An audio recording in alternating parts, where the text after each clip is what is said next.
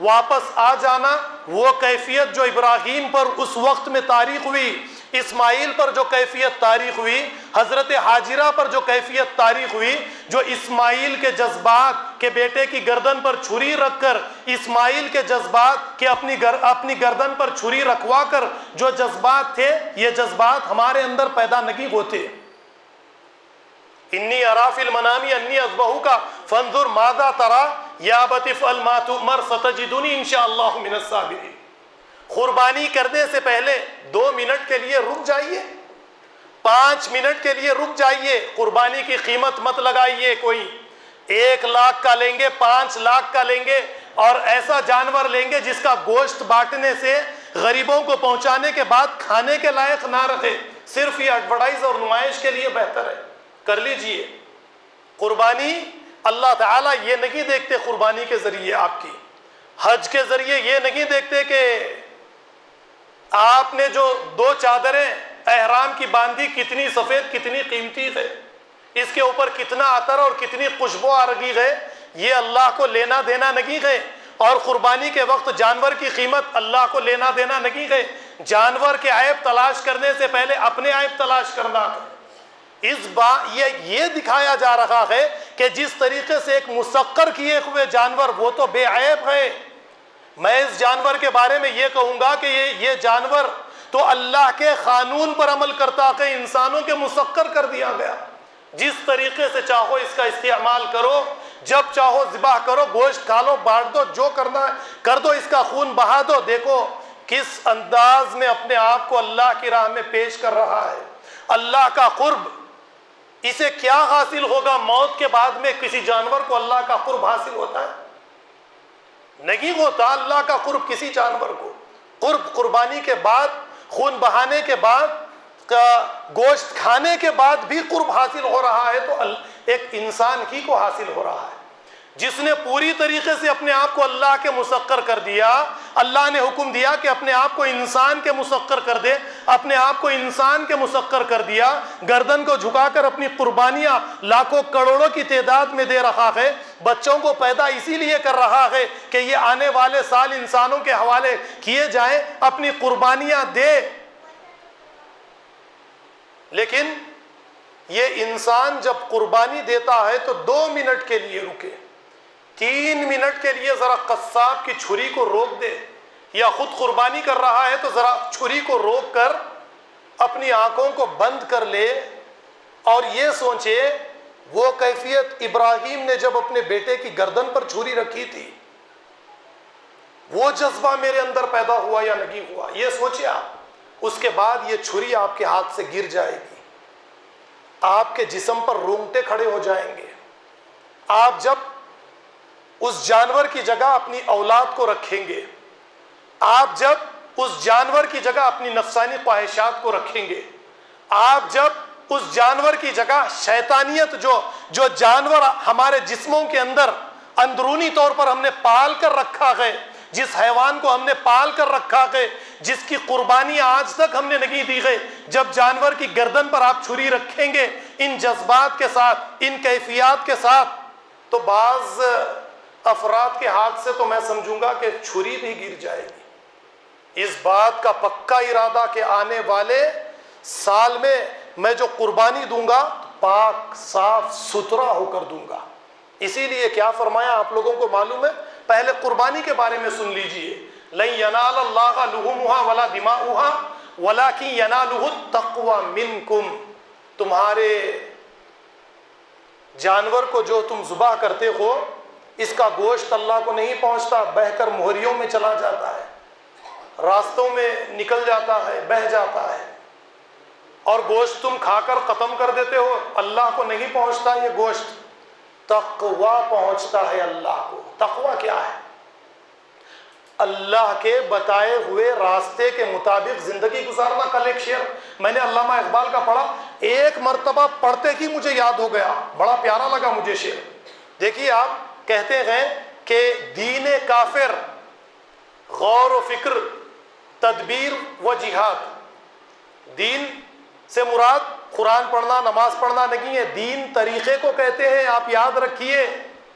یعنی کافر کا طریقہ غور و فکر، پھر تدبیر کرنا، جہاد یعنی مسلسل غور و فکر کے بعد، تدبیر کے بعد اس کے لیے جد و جہد کرنا ریزلٹس کے لیے۔ دین کافر، غور و فکر، تدبیر و جہاد۔ دین ملا، اب سنیے آپ، دین ملا فی سبیل اللہ فساد، ملا کا طریقہ اللہ کے راستے میں فساد ہی فساد۔ دین ملا فی سبیل اللہ فساد، علامہ اقبال نے یہ کہا ہے۔ آپ ذرا غور کیجئے کہ 100 سال پہلے آپ کی کیا ذہنیت تھی۔ ایک مرتبہ میں نے پڑھا کل رات میں، بس یاد ہو گیا۔ تو آپ ذرا غور کیجئے کہ یہ فساد پیدا ہو چکا ہے کہ انسان جانور خریدنے کے لیے جاتا ہے، علماء یہ نہیں سمجھاتے جانور میں دیکھو بے عیب ہونا چاہیے، لیکن یہاں پر ہمیں یہ سمجھایا جا رہا ہے کہ جس طریقے سے جانوروں کے اندر عیب تلاش کرتے ہو، یہی حیوانیت تمہاری اپنی شخصیت کے اندر تم نے بنا لی ہے۔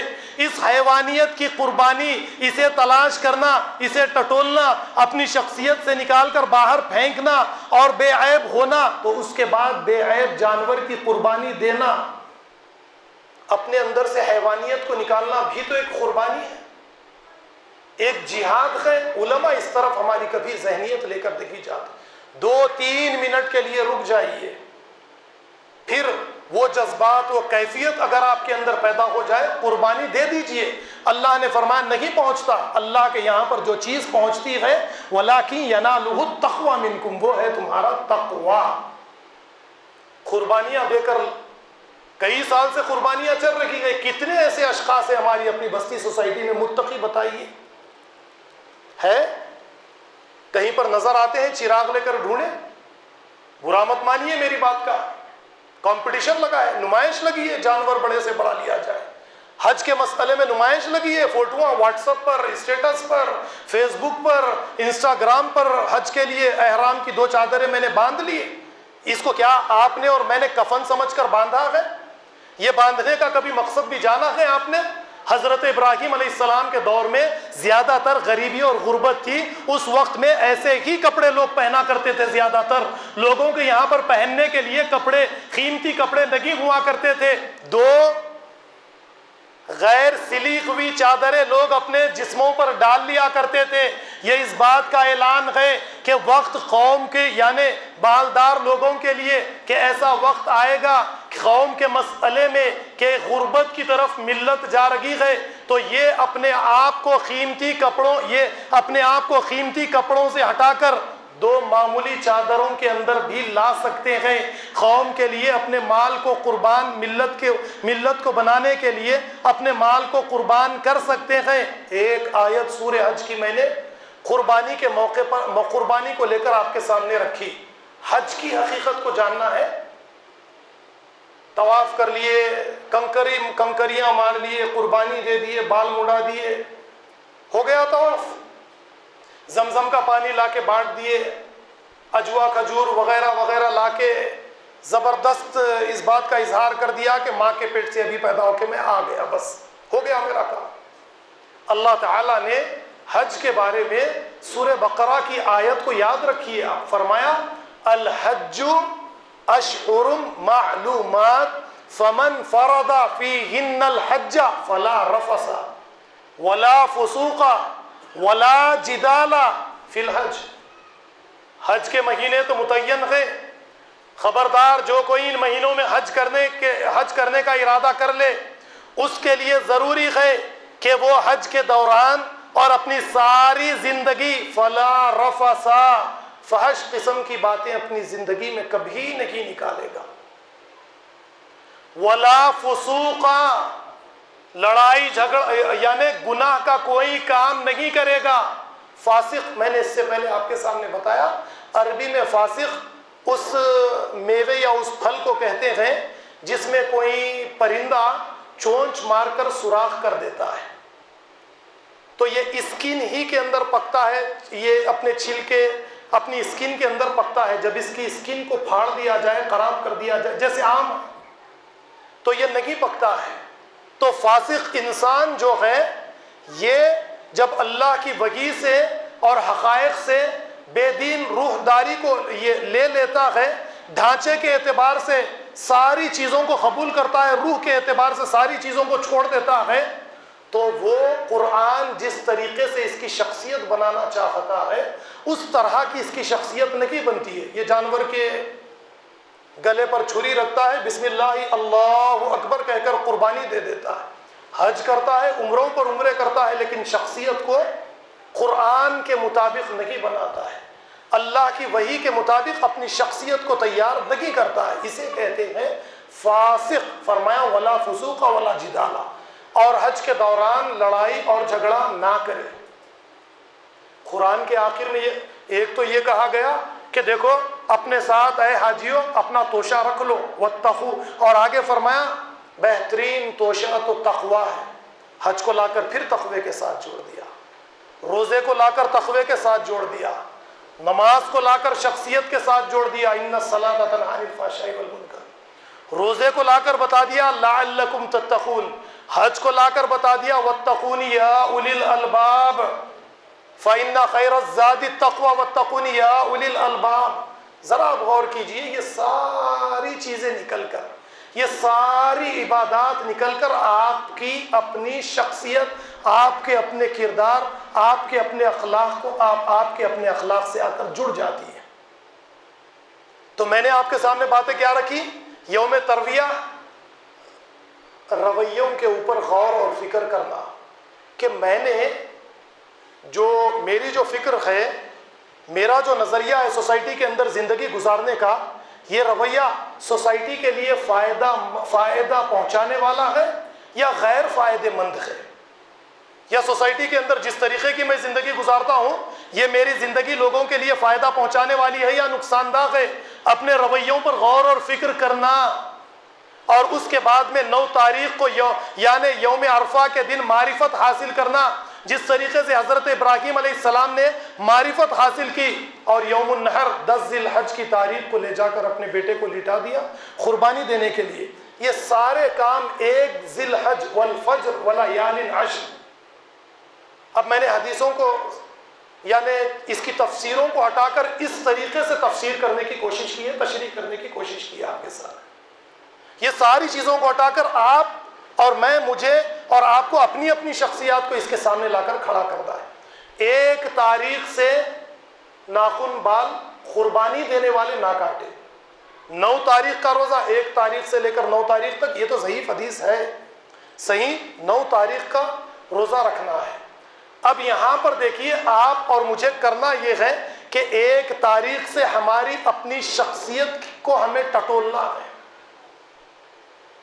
ہماری اپنی شخصیت کے اندر کیا کیا گڑبڑ ہے، ہماری اپنی شخصیت کے اندر حیوانیت جو ہے، اس حیوانیت سے ہماری اپنی شخصیت کو باہر نکالنا ہے، ٹٹولنا ہے۔ پھر جانور خریدنے کے وقت میں جائیں تو جانور کے اندر عیب تلاش کریں۔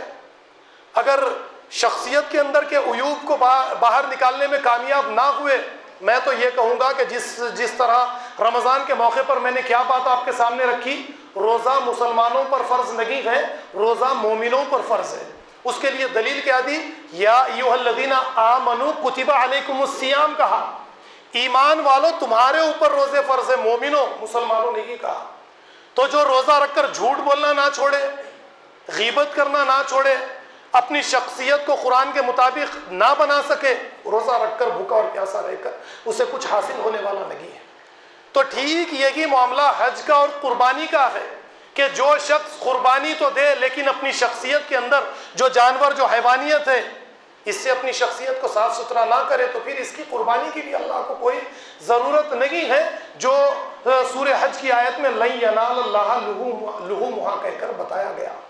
اب ایک اور دلیل یاد آئی، لیس البر ان تولوا وجوہکم قبل المشرق والمغرب ولکن البر من آمن باللہ، یعنی بر یہ نہیں ہے نماز کا وقت آیا تو چہرے مشرق اور مغرب کی طرف پھیر لو، قربانی کا وقت آیا تو بسم اللہ اللہ اکبر کہہ کر قربانی کر دو، رمضان کا مہینہ آیا بسم اللہ رمضان کے روزے رکھ لو۔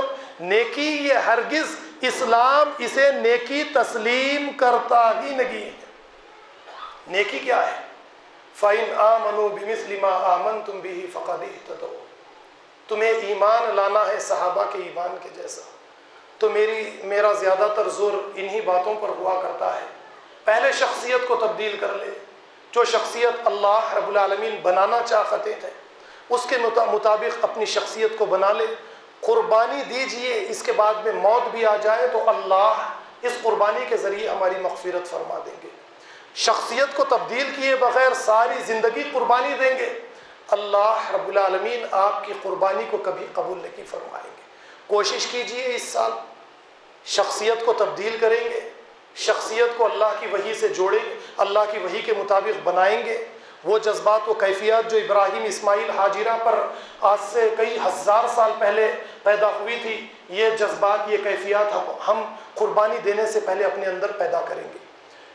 آج سے 2 یا 3 جمعہ پہلے میں نے آپ کے سامنے ایک اعلان کیا تھا کہ اس سال کچھ آٹو ہماری اپنی بستی کے اندر چھوڑے جائیں گے، صاف صفائی کے مسئلے کو لے کر۔ گھر گھر سے وہ جو جانوروں کے جسم سے جو گندگی نکلتی ہے، اس گندگی کو لیں گے اور جہاں کہیں پر بھی پہنچانا ہے پہنچا دیں گے۔ وہ اس لیے کہ اسلام صاف صفائی کا خاص حکم دیتا ہے۔ ہمیں اس سال اس بات کا اہتمام کرنا ہے کہ کوئی قربانی دینے والا کسی دوسرے انسان کو تکلیف نہ پہنچائے، اپنے گھر کے باہر گندگی ہونے نہ دے، خون بھی گھر کے باہر نہ نکلنے دے، صاف صفائی کا پوری طرح سے خیال رکھے۔ انشاءاللہ العزیز آج یا کل میں ہماری بستی کے سارے سوسائٹیز مل کر ایک میٹنگ رکھیں گے اور اس میں کتنے آٹو چھوڑے جائیں اور کس طریقے سے آٹوؤں کو تقسیم کیا جائے اس کے بارے میں بات چیت ہوگی، اور اس کے بعد میں آٹو والوں کے فون نمبرات آپ کو دے دیے جائیں گے کہ کس ایریے کے اندر کون سا آٹو آئے گا اور گندگی کو لے گا، آپ کے یہاں سے لے گا۔ تو آپ لوگوں سے میری یہ گزارش ہے کہ آپ اس سال کوشش کیجئے کہ بالکل گندگی نہ ہونی پائے، گندگی سے ہم اجتناب کریں، گندگی سے ہم پرہیز کریں۔ تو انشاءاللہ العزیز عنقریب آپ کو فون نمبرات آٹو والوں کے دے دیے جائیں گے۔ دوسری میری یہ گزارش ہے، اگر آپ لوگوں میں سے کوئی صاحب خیر آگے آنا چاہتا ہے، اپنی جانب سے 1 یا 2 آٹو چھوڑنا چاہتا ہے، تو وہ 1 دن یا 2 دن کے لیے آٹو چھوڑ سکتا ہے اور اس کار خیر کے اندر وہ بھی حصے دار بن سکتا ہے۔ ایک دوسرا اعلان یہ ہے کہ ایک مسجد کی تعمیر کے سلسلے میں ہماری مسجد میں کریم نگر سے ایک صاحب تشریف لے کر آئے ہیں اور مسجد کی قیمت 44 لاکھ یعنی 44 لاکھ ہے۔ آپ تمام حضرات سے میری گزارش ہے کہ جاتے وقت میں دل کھول کر آپ ان صاحب کا تعاون کیجئے۔ وآخر الدعوانا الحمدللہ رب العالمین۔